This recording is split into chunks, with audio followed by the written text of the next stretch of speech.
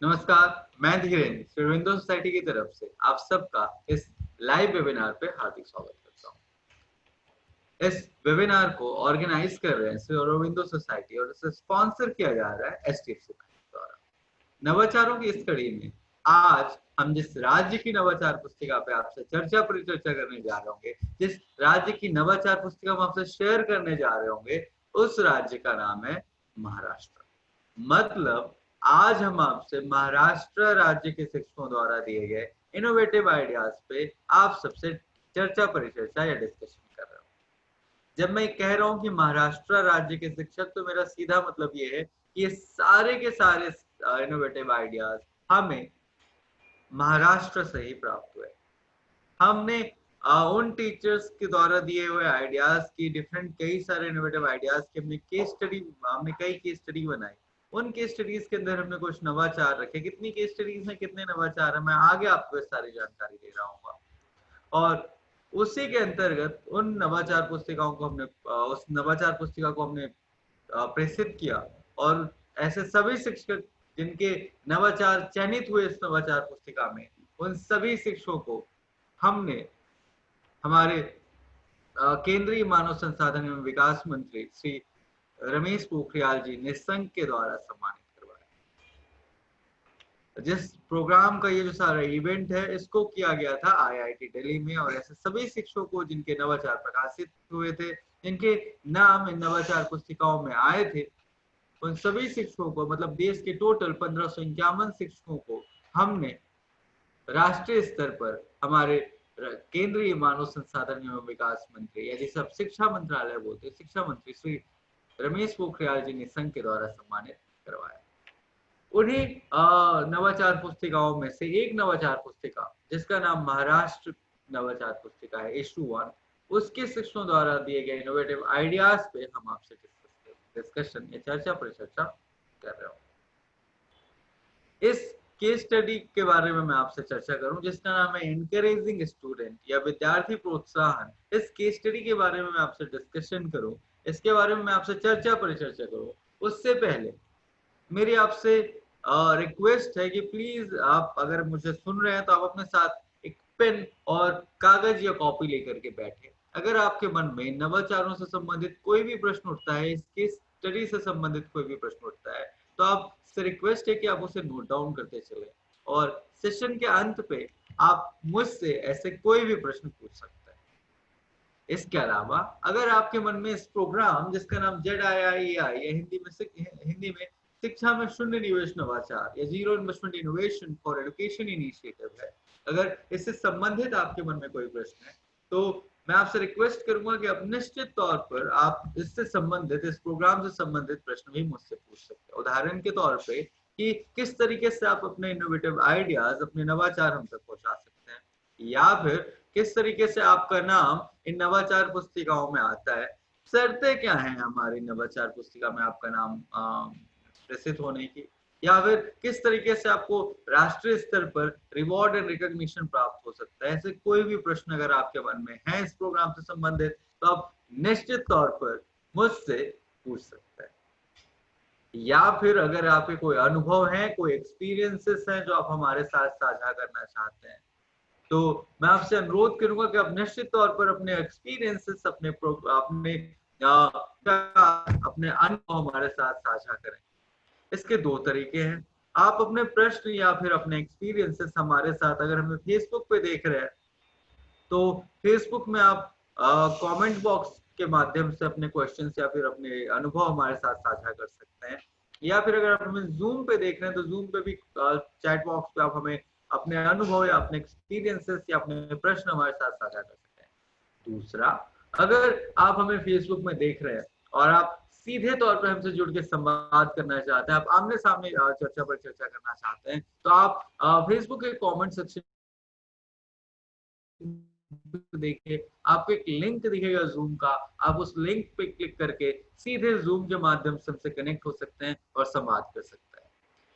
मैं रिक्वेस्ट करूंगा, जैसे मैंने कहा कि आप अपने अनुभव हमारे साथ निश्चित तौर पर साझा कीजिए, वो इसलिए कि हो सकता है आप अभी आप मुझसे मेरे माध्यम से, इस वेबिनार के माध्यम से देश के उन समस्त शिक्षकों, समस्त व्यक्तियों तक जुड़े हुए हैं जो हमें किसी भी ऑनलाइन माध्यम जैसा कि फेसबुक या फिर जूम या यूट्यूब के माध्यम से हमें देख रहे हैं या फिर हमें देखेंगे, आप उन तक अपनी बातें, अपने अनुभव, अपने एक्सपीरियंसेस पहुंचा सकते हैं, साझा कर सकते हैं। और यकीन मानिए, हो सकता है आपके अनुभव से किसी शिक्षक को कुछ बहुत बेहतर सीखने को मिल जाए और उनको जो प्रश्न का हल वो ढूंढ रहे थे, हो सकता है उन्हें किसी हमारे साथी शिक्षक आपके द्वारा ही प्राप्त हो जाए।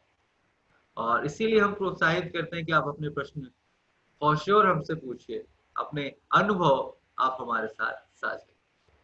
आइए, नवाचारों की इस कड़ी में, जैसा मैंने कहा, आज हम जिस राज्य के नवाचार पुस्तिका पे आपसे चर्चा कर रहे होंगे, उस राज्य का नाम है महाराष्ट्र।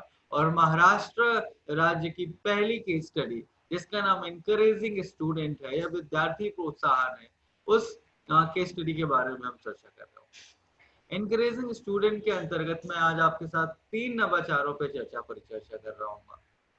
और पहला नवाचार इसके अंतर्गत जो मैं आपसे डिस्कस करूंगा, उसका नाम है रिवॉर्ड एंड रिकॉग्निशन, मतलब पुरस्कार और सम्मान या पहचान। हम बात करें रिवॉर्ड्स एंड रिकॉग्निशन की, तो जैसा मैं हमेशा कहता हूँ कि दुनिया में शायद ही कोई ऐसा व्यक्ति होगा जिसे सम्मान पसंद नहीं होगा। अगर व्यक्ति को सम्मान मिल गया, अगर उसे सम्मान मिलता है, तो निश्चित तौर पर प्रोत्साहित होता है और अगली बार प्रयास करता है कुछ और बेहतर, कुछ और आगे बढ़ करके कुछ बेहतर करने का। और बेहतर मार्क्स, वो स्टूडेंट के कॉन्सेप्ट में हम बात करें तो बेहतर मार्क्स अचीव करने का, बेहतर वैल्यू शो करने का, बेहतर मूल्य स्थापित करने का बच्चा निरंतर प्रयास करता है। जैसा मैंने कहा, सम्मान या पुरस्कार और सम्मान या पुरस्कार और प्रोत्साहन, सम्मान और प्रोत्साहन हर किसी को पसंद है। बहुत छोटा सा साइकोलॉजिकल उदाहरण मैं आप सबके सामने शेयर करना चाहूंगा कि किसी बच्चे ने अगर थोड़ा सा कुछ बेहतर किया और आप उसे प्रोत्साहित करते कि आपने तो बहुत अच्छा किया हुआ है, बहुत अच्छी तरीके से ड्राइंग बनाई हुई है, यकीन मानिए वो इस पुरस्कार से इतना प्रोत्साहित होता है कि अगले बार और बेहतर करने का प्रयास करता है। कभी एक टेस्ट में जब आप बच्चे रहे होंगे, कभी गुड या वेरी गुड मिला है? और अगर मिला है, टीचर द्वारा सिर्फ पेन से लिखा गया वेरी गुड या एक्सीलेंट या गुड, मैं कितना प्रोत्साहित करता था। हम घर आते थे तो सबसे पहले अपनी मम्मा को या पापा को या बड़े भाई बहन को या छोटे भाई बहन को हम सबसे पहले ये दिखाते थे कि देखो मुझे स्कूल में वेरी गुड मिला है। और क्लास एज क्या होती थी हमारी? 4 साल, 5 साल, 6 साल। उस एज में हम इतना खुश होके आते थे जैसे हमें वेरी गुड नहीं, पता नहीं क्या ही मिल गया हो, एक्सीलेंट नहीं, पता नहीं क्या मिल गया हो। और बहुत एक्साइटमेंट रहता था क्योंकि वो प्रोत्साहन था शिक्षक के द्वारा, जो हमें सम्मान था एक शिक्षक के द्वारा, जो हमें बहुत प्रोत्साहित करता था कि हम आगे बेहतर करें। और अगर हमें गुड वेरी गुड मिलता था तो हम कोशिश करते थे कि इन टीचर की नजर में हम बहुत बेहतर बने रहे, हम लगातार अच्छा प्रयास करें, कभी मार्क्स कम ना आए। और ऐसे टीचर जिनके में अगर एक बार हम वेरी गुड या गुड या एक्सीलेंट पा जाते थे तो हम लगातार कोशिश करते रहते थे कि हमारी इमेज इन टीचर की नजर में बहुत अच्छी बनी रहे उस छोटी सी उम्र में।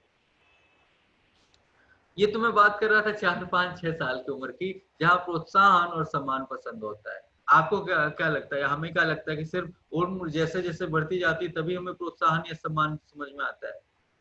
प्रोत्साहन हमें जब हम बहुत छोटा रहता है बच्चा, जब 2-2.5 साल का रहता है, जब स्कूल भी जाना नहीं चालू करता, तब भी उसे अगर आप प्रोत्साहित करते हैं तो वो कॉन्फिडेंट फील करता है, ज्यादा मजबूत फील करता है। बहुत छोटा सा उदाहरण देता हूँ, और आप सब अगर आपके घर में छोटे बच्चे होंगे तो निश्चित तौर पे आजमाइएगा।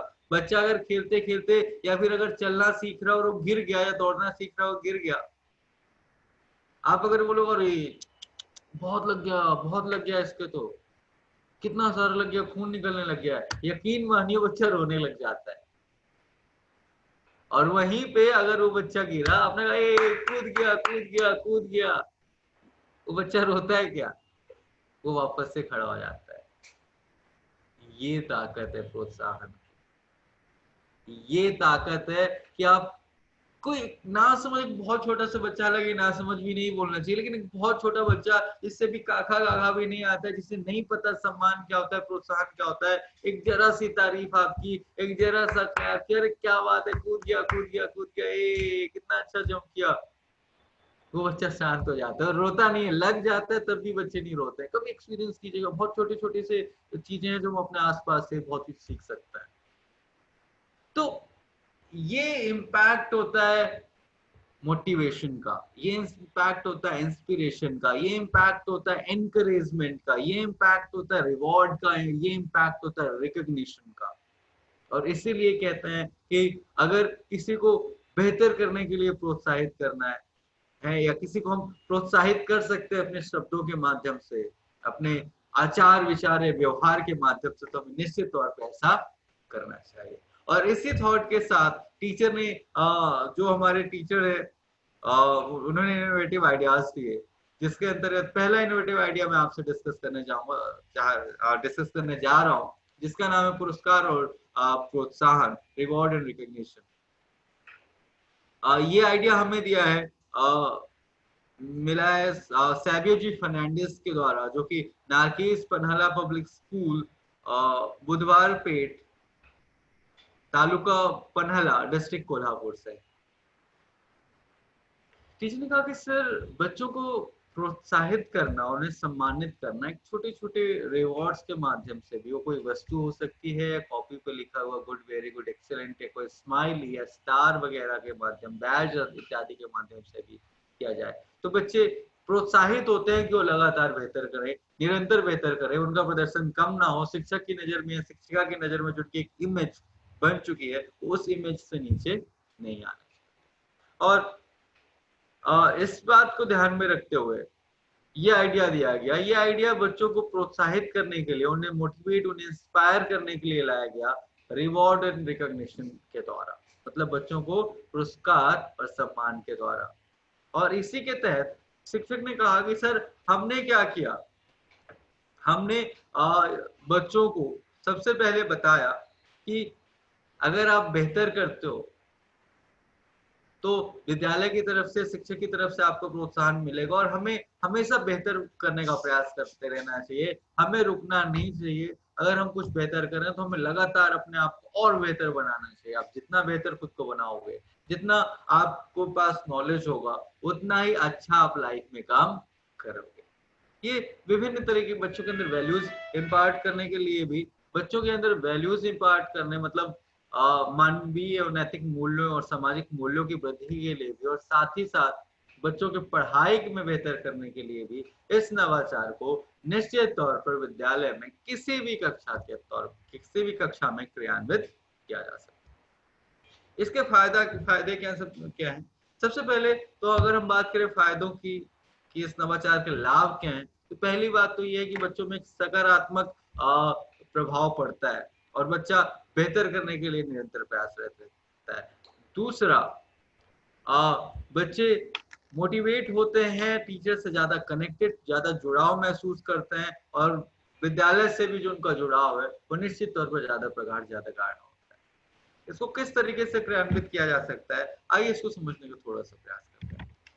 इसके लिए शिक्षक बच्चों की मदद से गोल्डन या सुनहरे रंग के स्टार बना लेते हैं। आपने अक्सर पुलिस वालों की वर्दी पे देखा होगा, स्टार लगे होते हैं, राइट? और किसी किसी के फीते भी देखे होंगे कि आपने यहाँ पे फीते लगे होते हैं। तो टीचर इसी बात को ध्यान में रखते हुए फीते की जगह ट्रायंगल बना लेते हैं और स्टार शेप में कार्डबोर्ड को कट कर लिया जाता है। गोल्ड, जिसको गोल्डन ट्रायंगल बोलते हैं, और एक नॉर्मल स्टार होता है। बच्चों को बेहतर कार्य के लिए, अगर बच्चा परफॉर्मेंस उसकी लगातार बेहतर होती जा रही है, बच्चा पहले बहुत ज्यादा परफॉर्म नहीं कर पा रहा था, अब उसमें पॉजिटिव इम्पैक्ट या पॉजिटिव चेंजेस आ रहे हैं, तो टीचर बच्चों को ऐसे काम के लिए ट्रायंगल देने का काम करते हैं, ट्रायंगल देने की शुरुआत करते हैं। बच्चों को ट्रायंगल दिया जाता है। ट्रायंगल देने के बाद ऐसे बच्चों को काम के लिए, जैसे बच्चों ने फिर थोड़ा सा पॉजिटिव साइन दिखाया, फिर बच्चे का प्रयास बेहतर रहा, बच्चे ने अच्छे रिजल्ट शो किए, तो इन दैट केस बच्चे को दूसरा ट्रायंगल दिया जाता है। बच्चे का प्रदर्शन अगर और बेहतर हुआ, फिर से बच्चे ने बेहतर प्रदर्शन किया, तो अब बच्चे को एक तीसरा ट्रायंगल दिया जाता है। अगर बच्चे के पास 3 ट्रायंगल हो गए तो फिर वो ट्रायंगल की जगह 1 स्टार ले लेता है। अगर बच्चे का परफॉर्मेंस और बेहतर हुआ तो उसे 2 स्टार मिलता है। तो बच्चों के ऐसे ही परफॉर्मेंस के आधार पर, या तो क्लास टेस्ट के आधार पर हो सकता है, और जैसे मैंने कहा मूल्यों की वृद्धि तो डिफरेंट वैल्यूज के आधार पर भी बच्चों को हो सकता है। टीचर इसी तरीके से स्टार देते हैं। वहीं और बच्चे ऐसे स्टार अपने शर्ट में पिन करके या पिन अप करके लगाते हैं, और जिस बच्चे के पास महीने के अंत में सबसे ज्यादा स्टार होते हैं, उन बच्चों को सभी स्टूडेंट, सभी टीचर्स और हेडमास्टर, प्रिंसिपल के सामने सम्मानित किया जाता है। इससे क्या होता है, बच्चों के अंदर जो मेडल होते हैं, जो बैजेस होते हैं, कहते हैं ना बैज ऑफ ऑनर होते हैं, सम्मान के तौर पे मिलते हैं। बच्चे जब कुछ बेहतर करते हैं और उन्हें इस तरीके से शिक्षक द्वारा बैज मिलता है, इस तरीके से स्टार मिलते हैं, तो बच्चे लगातार कोशिश करते हैं कि वो बेहतर से बेहतर अपने परिणाम दें, बेहतर से बेहतर अपना रिजल्ट, उनका आउटपुट आए, जिससे ज्यादा से ज्यादा उन्हें स्टार मिले। और जितने ज्यादा स्टार, कहते हैं ना, एक आर्मी मैन के या पुलिस वाले की वर्दी पे जितने ज्यादा मेडल, उतना ही वो व्यक्ति सम्मानित होता है और उतना ही वो बेहतर परफॉर्म करने वाले व्यक्ति होते हैं। ऐसे स्टूडेंट भी मोटिवेट होते हैं जब उन्हें स्टार मिलता है। तो एक हेल्दी कंपटीशन भी बच्चों के बीच में आपस में में डेवलप होता है। जब देखते हैं सामने वाले बच्चे ने 3 स्टार लगा रखे हैं, तो ये बच्चा भी प्रोत्साहित होता है कि मेरे पास 2 हैं, मुझे भी 3 स्टार लाने, मुझे भी इसके बराबरी पे अपने आप को रखना है, मेरे पास भी ज्यादा से ज्यादा स्टार होने चाहिए। तो बच्चों के अंदर एक हेल्दी प्रतिस्पर्धा की भावना जागृत होती है, और बच्चे लगातार प्रयास करते हैं, निरंतर प्रयास करते हैं कि वो कुछ बेहतर करें। इसके बाद आता है दूसरा इनोवेटिव आइडिया, जिसका नाम है कलर ऑफ थॉट, या विचारों के रंग। क्या है विचारों की? अक्सर ये कहते हैं कि जो सपने हमारे हमारे सपने हमारे अचेतन मन का प्रतिबिंब। हम ऐसा कई बार सोचते हैं, जैसी घटनाएं कई बार हमारी घट रही होती हैं, हमारे आसपास घट रही होती हैं, जैसा हमारे मन में विचार चल रहे होते हैं, कई बार वही सपने का रूप लेते हैं। और सपने भी बहुत कुछ बतलाते हैं कि हमारी जिंदगी में कैसा क्या चल रहा है, किस हिसाब से घटनाएं घट रही हैं, पॉजिटिव चल रहा है या नेगेटिव चल रहा है। कई बार अगर कुछ डर या कुछ फियर होता है तो सपने भी हमें वैसे ही आते हैं। हम खुश होते हैं तो हमें सपने भी अच्छे आते हैं। तो जैसा मैंने कहा कि सपने कई बार हमारे अवचेतन मन का प्रतिबिंब होता है, और अक्सर जैसा हम सोच रहे होते हैं, हमेशा नहीं, अक्सर जैसा हम सोच रहे होते हैं, उनसे संबंधित घटनाओं के सपने हमें आते हैं, स्वप्न हमें आते हैं। टीचर ने कहा सर बच्चों के साथ भी यही होता है, बच्चों के मन में भी कई बार बहुत सारे आसपास की घटनाएं घट रही होती हैं, और जिसको वो किसी से कह नहीं पाते हैं, शो नहीं कर पाते, बतला नहीं पाते। और ये घटनाएं कई तरीके से हो सकती हैं। बच्चों को अगर मानसिक रूप से कोई प्रताड़ना मिल रही है, तो शारीरिक रूप से कोई प्रताड़ना मिल रही है, तो कई सारे रीजन है। जैसे अगर बच्चों के मम्मी पापा पेरेंट्स दोनों वर्किंग है, तो बच्चा चाहता है कि वो माता पिता के साथ ज्यादा से ज्यादा टाइम स्पेंड कर पाए, या फिर बच्चों के साथ कुछ अप्रिय घटनाएं हो रही हैं, यौन शोषण इत्यादि की, तो ऐसी स्थिति में भी बच्चा परेशान रहता है, और कई बार उन्हें डरा कर धमका कर रखा जाता है, जिसके कारण बच्चा व्यक्त नहीं कर पाता है अपने आप को। कई बार बच्चे जैसे कार्टून देखते हैं, जैसे माहौल में रहते हैं, कुछ बड़ा खुशनुमा देखते हैं, तो वो उसको प्रदर्शित करने की कोशिश करते हैं, लेकिन शब्दों के अभाव में उतना प्रदर्शित नहीं कर पाते। टीचर ने सोचा कि सर बच्चों की दुनिया बहुत रंगीन होती है, बहुत कलरफुल होती है। जब बच्चों की दुनिया इतनी रंगीन है, तो क्यों ना उस रंगीन दुनिया को एक हकीकत बनाया जाए। और इसी थॉट के साथ उन्होंने एक नवाचार दिया, जिसका नाम उन्होंने रखा विचारों के रंग। इसके अंतर्गत एक खाली लेक्चर जो है 10-15 मिनट का ड्यूरेशन टीचर ले सकते हैं। उस 10-15 के मिनट की ड्यूरेशन के दौरान एक टीचर फन फील्ड एक्टिविटी कराते हैं, जिसमें बच्चों को टीचर कुछ घटनाओं इत्यादि के बारे में बताता है, या फिर कोई थीम दे सकते हैं, या बच्चों को खुद ही बताते हैं कि आज मेरे साथ मैंने ये सपना देखा। आप लोगों ने क्या सपना देखा? अगर आपको अपना सपना याद है तो आप उस पर लिखिए। या अगर आपके मन में कोई थॉट्स चल रहे हैं तो आप उसको लिखिए नहीं बल्कि उसको ड्रॉ कीजिए। आपने अगर कोई सपना देखा तो आप ड्रॉ कीजिए कि आपने क्या सपना देखा। बच्चा अब रिकॉल करता है कि उसने क्या सपना देखा, या अगर उसके विचार चल रहे हैं तो अपने विचारों को सजोने की कोशिश करता है, उन्हें एक धागे में पिरोने की कोशिश करता है कि किस तरीके से अपने विचारों को व्यक्त कर सकता है। इसके लिए बच्चों को 10 मिनट दिया जाता है कि बच्चों के पास 10 मिनट में उन्हें ड्रॉ करना है जो विचार उनके मन में आ रहे हैं या जो सपना उन्होंने देखा। अब इससे फायदा क्या होता है? पहला फायदा तो ये कि टीचर बच्चों को बोलते हैं कि आपको लिखना नहीं है बल्कि आपको चित्रों के माध्यम से व्यक्त करना है। तो बच्चों का सर्वांगीण विकास होता है, बच्चे की सोचने की क्षमता बढ़ती है। बच्चा जब उसे एक ड्राइंग के माध्यम से ड्रॉ कर रहा होता है तो उसकी क्रिएटिविटी या रचनात्मकता कौशल जो है उसका विकास होता है। टीचर जब बच्चों की ड्राइंग देखते हैं तो ड्राइंग के आधार पर भी जज किया जा सकता है कि बच्चा किस मानसिक दौर से गुजर रहा है, बच्चे की मानसिक स्थिति क्या है। और शिक्षक को अगर लगता है कि अगर कोई बच्चा काफी परेशान है मानसिक रूप से, तो शिक्षक ऐसे बच्चों की काउंसलिंग भी करते हैं जिससे बच्चा उस डर से, उस भय से उभर के आता है और वो ज्यादा फोकस पढ़ाई पे दे पाता है। इसके अलावा अगर कई बार बच्चों को होता है कि भूत इत्यादि के सपने आते हैं, राक्षस या डर वाले सपने आते हैं, ऐसी स्थिति में शिक्षक बच्चों को बताते हैं ये सब कुछ भी नहीं होता, ये हमारे मन का वहम है, ये सपने कभी सच नहीं होते, तो आपको इससे डरने की जरूरत नहीं। आप जितना डरोगे उतने ऐसे सपने आएंगे, आपको इससे बिल्कुल भी डरने की जरूरत नहीं है। और रात में जब आप सो रहे हो तो आप अच्छी अच्छी बातें सोच कर सो। आप ये सोच कर सो कि आप अच्छे मार्क्स स्कोर करोगे एग्जाम में, या आप भगवान का नाम लेकर के, जिस गॉड को मानते हो उनका नाम लेकर के सो, या कुछ अच्छी स्टोरी सुन करके सो, मम्मा से सुन करके या पढ़ करके सो, तो आपको ऐसे थॉट्स नहीं आएंगे। तो टीचर बच्चों को प्रोत्साहित करते हैं, बच्चों की काउंसलिंग करते हैं, बच्चे अब अपने आप को अभिव्यक्त करना सीखते हैं, बच्चों में अभिव्यक्ति की आजादी का एक भाव जागृत होता है। बच्चा मेंटली ज्यादा स्ट्रांग होता है, अब उसका अपने विचारों पे कंट्रोल काफी हद तक होने लगता है। तो कई ऐसे जैसे मैंने कहा होलिस्टिक डेवलपमेंट या सर्वांगीण विकास होता है। तो इस नवाचार के माध्यम से हम निश्चित तौर पर फोकस कर सकते हैं बच्चों के सर्वांगीण विकास में, इससे बच्चे की लर्निंग और कॉन्क्रीट और स्थायी हो सके और वो बेहतर सीख सके और अपने विचारों को कंट्रोल करना। और साथ ही साथ स्कूल में भी जैसे मैंने कहा फन फील्ड एक्टिविटी होती है, तो बच्चे खेल खेल में या मनोरंजन के माध्यम से बहुत कुछ सीख जाते हैं। उम्मीद करता हूँ आपको ये नवाचार पसंद आया होगा और आप एक शिक्षक के साथ साथ एक काउंसलर की भूमिका में लगातार इस नवाचार के साथ बच्चों के साथ खड़े होते हैं।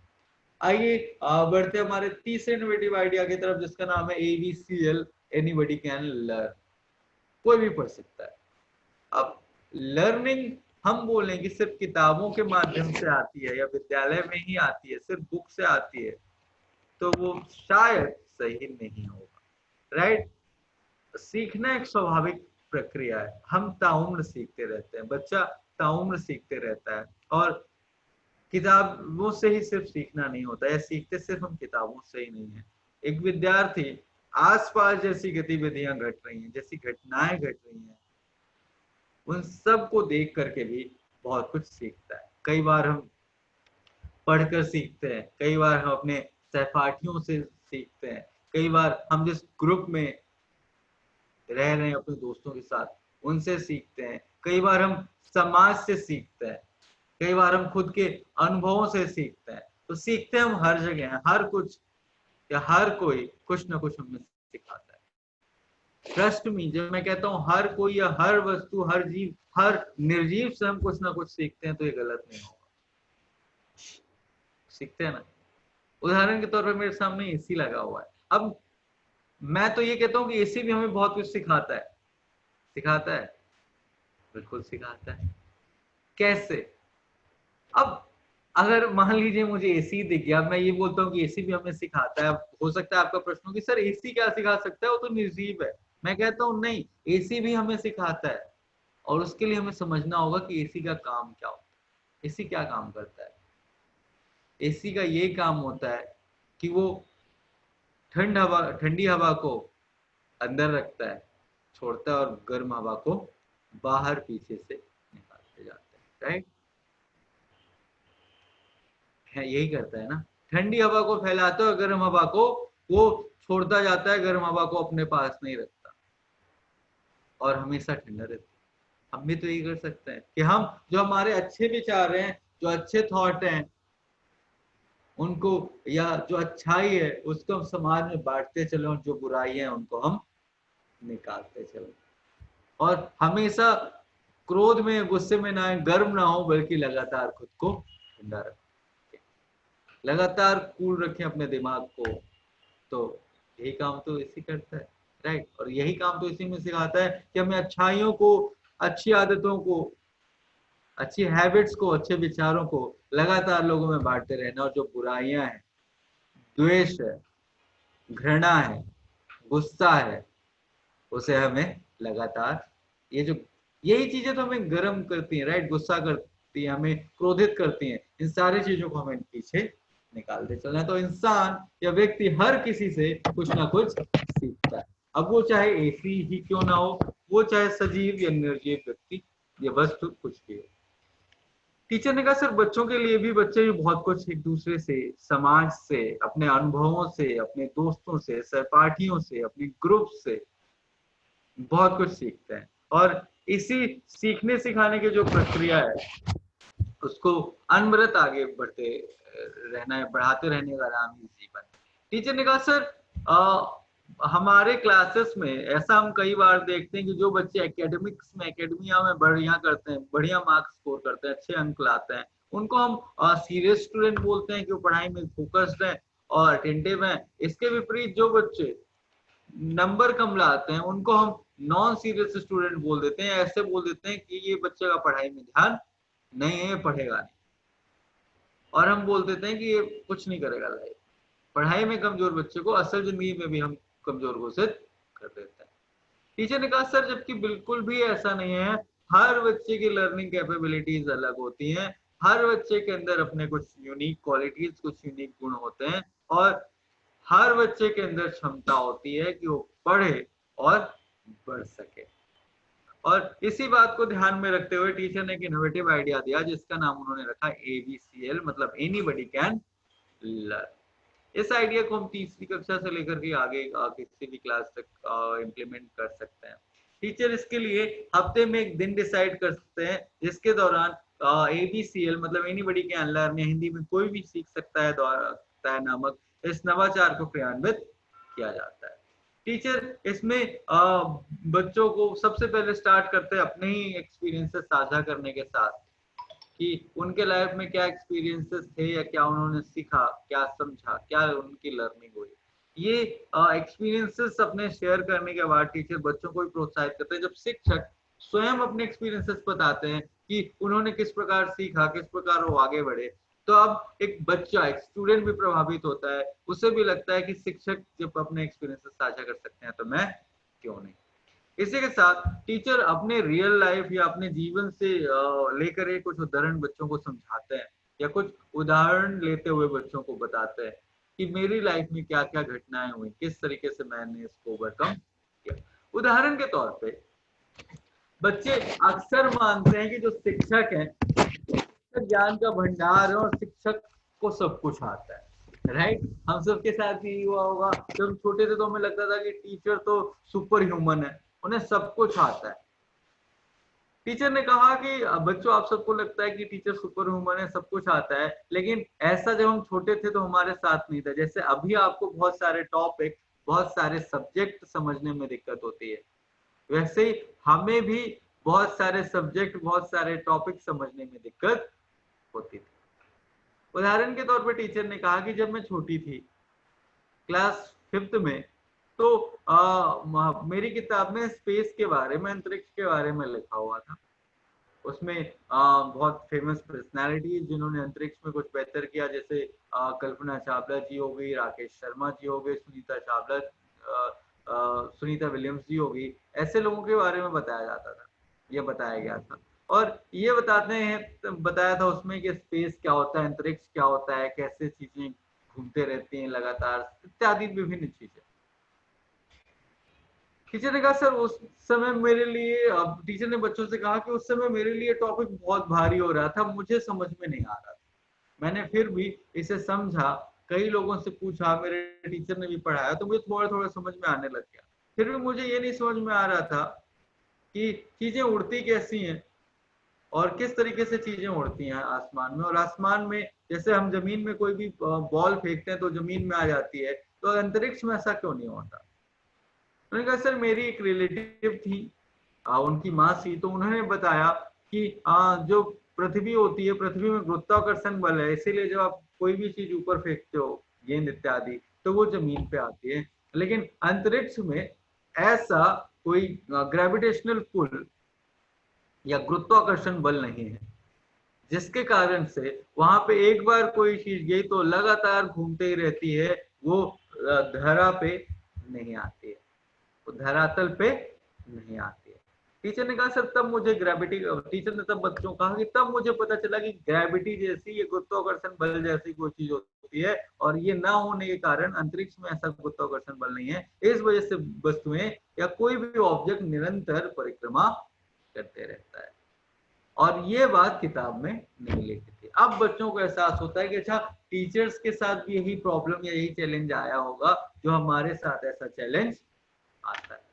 अब टीचर क्या करते हैं, टीचर अपना एक्सपीरियंस शेयर करते हैं, फिर बच्चों को नोटबुक बोलते हैं कि अपनी नोटबुक खोलें, और ऐसे कोई उनके कोई अनुभव है जो उन्होंने खुद अपने एक्सपीरियंसेस से सीखा है, स्वयं अनुभव करके, आत्म अनुभव के द्वारा सीखा है, तो वो अपने एक्सपीरियंसेस लिखें। इसके लिए बच्चों को 30 मिनट का समय दिया जाता है। टीचर को बच्चे एक खुली छूट देते हैं कि वो अपने एक्सपीरियंसेस, अपने नॉलेज या फिर किसी उदाहरण को लेते हुए अपने किसी कॉन्सेप्ट या लेसन को किस तरीके से उन्होंने समझा या समझ सकते हैं उसके बारे में बता सकते हैं। एक बार जब स्टूडेंट, जब बच्चे लिख लेते हैं और समय समाप्त हो जाता है, तो टीचर जल्दी से स्टूडेंट ने जो सबमिट किया हुआ है अपना कंटेंट, जो उन्होंने लिखा हुआ है, उसको गो थ्रू करते हैं, और जो बेस्ट राइटअप होता है जिस बच्चे ने लिखा हुआ है, टीचर उसके लर्निंग एक्सपीरियंसेस को दूसरे बच्चों के साथ साझा करते हैं, उसमें स्टार वगैरह बना करके उसको विद्यालय की दीवार, मतलब कक्षा की दीवार पे चस्पा कर दिया जाता है। इसके साथ टीचर स्टूडेंट को उनके ग्रामर इत्यादि पे जज नहीं करते हैं या स्पेलिंग चेक नहीं करते हैं, बस उनके कॉन्टेक्स्ट को समझने की कोशिश करते हैं, किस परिप्रेक्ष्य में बच्चे ने क्या संवाद लिखा हुआ है और क्या बच्चा अपना एक्सपीरियंस, अपने अनुभव साझा करने का प्रयास कर रहा है। इससे फायदा क्या होता है, पहला फायदा तो ये है कि बच्चे अपने आप को एक्सप्रेस करना, अपने विचारों को शब्दों के माध्यम से एक्सप्रेस करना सीखते हैं। दूसरा, बच्चों के अंदर अगर किसी बात को लेकर के हेजिटेशन, कई बार संकोच रहता है या शंका रहती है, तो बच्चे संकोच और शंका के कारण किसी भी प्रश्न का उत्तर नहीं ले पाते हैं। अब बच्चा जब स्वयं देखता है कि टीचर्स भी इसी स्थिति से गए हुए हैं अपने बचपन में, अपने जब वो छोटे थे, तो बच्चा स्वयं भी अब अपने डाउट्स, अपने अगर उसको कुछ नहीं बन रहा है तो उसको बड़ी आसानी से टीचर्स के साथ शेयर कर पाता है। अब बच्चा ज्यादा से ज्यादा चीजें एक्सप्लोर करने में और नया से नया ज्ञान अर्जित करने के लिए लगातार प्रयास करता रहता है। अगर उसके मन में कोई डाउट, कोई क्वेरी आती है, तो वो प्रयास करता है कि वो उसका हल प्राप्त करे, या तो शिक्षकों के माध्यम से, या माता पिता, या फिर अपने रिश्तेदारों या आस पड़ोस के माध्यम से। बच्चे के अंदर जो ऑब्जर्वेशन स्किल है, ऑब्जर्वेशन पावर है, वो निरंतर बढ़ती है। वो जैसा आसपास देखता है, ऑब्जर्व करता है, वैसा सीखने का प्रयास करता है। तो ये थे आज के 3 इनोवेटिव आइडियाज एनकरेजिंग स्टूडेंट या विद्यार्थी प्रोत्साहन नामक नवाचार के अंतर्गत। उम्मीद करता हूं आपको ये नवाचार पसंद आए होंगे। अगर आपके मन में कोई डाउट या कोई क्वेश्चन है तो आप निश्चित तौर पर हमसे पूछ सकते हैं।